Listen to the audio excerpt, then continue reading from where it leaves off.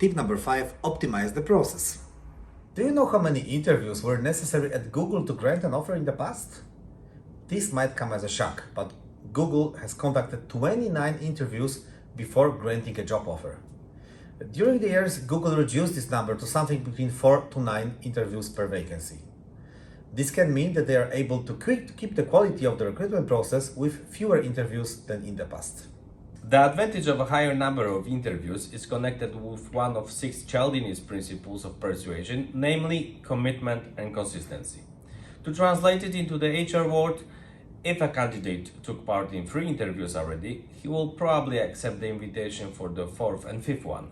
And if he gets an offer in the end, he will probably accept it because he invested so much time in it. On the other hand, if you are not Google, many candidates may simply choose to take part in other processes which will consume less of their time. In the end, with more interviews, you will have fewer candidates, not necessarily the best ones, but the ones who are motivated to work especially for you.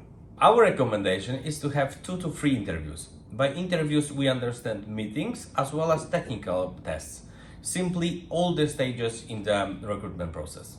So usually 1 is an HR interview and 2 are technical interviews. 2 technical interviews are good because very often after the first interview, some questions arise in the heads of candidates, and the second interview is the place to discuss them all.